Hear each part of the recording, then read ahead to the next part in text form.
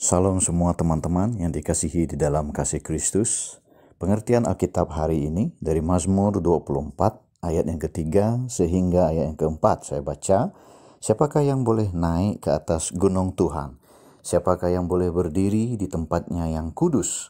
Orang yang bersih tangannya dan murni hatinya, yang tidak menyerahkan dirinya kepada penipuan dan yang tidak bersumpah palsu. Jadi di sini bila kita baca ayat ini, kita dapati bahwa dari ayat ketiga sehingga ayat keempat ini boleh dibahagikan kepada dua perkara. Perkara yang pertama adalah perkara kerajaan terang, yaitu kerajaan surga. Oke. Perkara yang kedua adalah kerajaan gelap, yaitu kerajaan yang menuju ke neraka yang ditipu oleh roh penipu, yaitu roh si iblis. Jadi kita lihat di sini, yang pertama adalah kerajaan terang, yaitu kerajaan surga.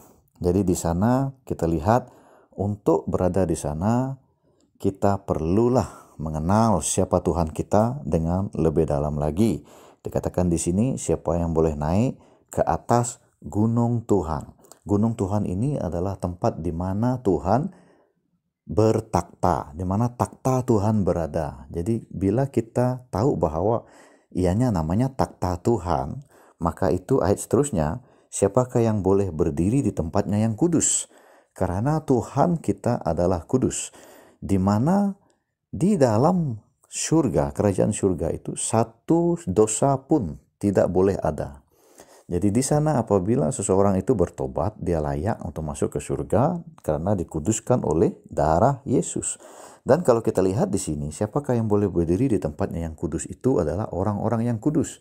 Orang yang kudus di dunia ini hanyalah orang yang bertobat, siapa saja yang bertobat di dalam nama Yesus, lalu darah Yesus menguduskan dia. Tanpa darah Yesus tidak ada kekudusan. Dan orang itu diselamatkan karena dikuduskan oleh darah Yesus, lalu dikurniakan Roh Kudus. Maka Roh Kudus akan memimpin kita selepas itu. Jadi hidup kita bukan milik kita lagi, tetapi Tuhan yang memimpin kita, karena kehendak Tuhanlah yang terbaik dalam hidup kita. Jadi kalau kita lihat di sini, kita lihat orang yang bersih tangannya dan murni hatinya, yang tidak menyerahkan dirinya kepada penipuan. Inilah kelayakan yang Tuhan lihat apabila kita hidup di dunia ini. Apakah tindakan kita itu dipimpin oleh Roh Kudus, atau apakah hati kita miliki keinginan dunia ataupun keinginan roh? Jadi Tuhan melihat dua perkara ini. So oleh itu, bila kita perhatikan perkara ini, kita dapati bahwa ini adalah satu kesukaran yang perlu dilalui oleh setiap manusia. Jadi setiap manusia di dunia ini dipenuhi dengan keinginan daging, ajaran-ajaran duniawi, maka ianya susah untuk menerima hakikat bahwa hidup ini adalah milik Tuhan. Oke, jadi dengan ini kita lihat di saat sukar. Kenapa manusia boleh berada di dalam saat sukar? Kenapa perlu ada saat sukar di dalam hidup kita? Karena satu, Tuhan sedang bekerja di dalam kita, membenarkan kita lalui saat sukar itu, supaya di dalam saat sukar kita melihat peluang untuk dibentuk, supaya kita miliki tindakan yang berkenan di mata Tuhan.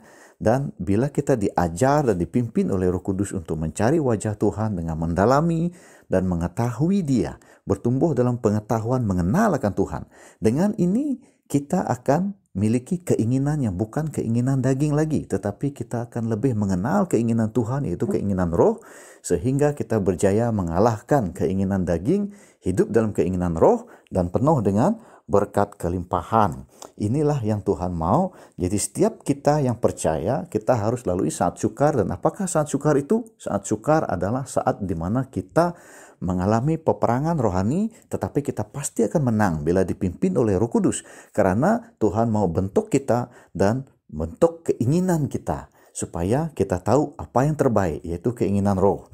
Jadi oleh itu, ini adalah satu proses yang harus kita bersyukur, karena Tuhan sedang merancang sesuatu yang baik bagi kita.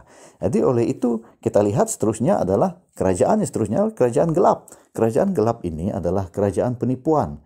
Kerajaan penipuan. Jadi ianya ditipu manusia yang berada dalam kerajaan gelap adalah manusia yang ditipu oleh roh jahat bahwa segala kebaikan ada di dalam dunia ini. Tak perlu mengandalkan Tuhan, cuma mengandalkan kebijaksanaan manusia ataupun bahala dan sebagainya. Jadi di sini manusia yang hidup dalam penipuan adalah manusia yang hidup dalam kerajaan gelap, dan bagaimana seorang itu ditipu adalah segala kepercayaan yang tidak percaya kepada firman Tuhan yang benar, yang tidak percaya bahwa Yesus adalah Tuhan dan Juru Selamat, itu adalah penipuan. Ya, segala ajaran yang tidak berlandaskan kebenaran adalah penipuan.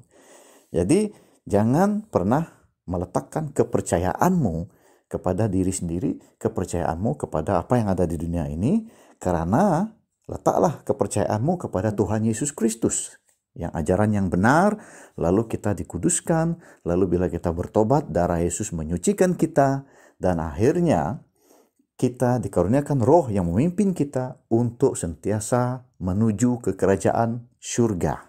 Jadi kita hidup dalam benar, karena seperti yang ditulis dalam Injil Yohanes 14 ayat ke-6, Yesus sendiri berkata, "Akulah jalan, kebenaran, dan hidup." Kita mau tahu jalan hidup ini yang benar adalah Yesus Kristus. Kebenaran adalah Yesus Kristus. Dan kita mau kehidupan yang baik, dan Yesus adalah kehidupan. Haleluya, puji Tuhan. Sampai di sini saya percaya Anda diberkati. Haleluya, amin.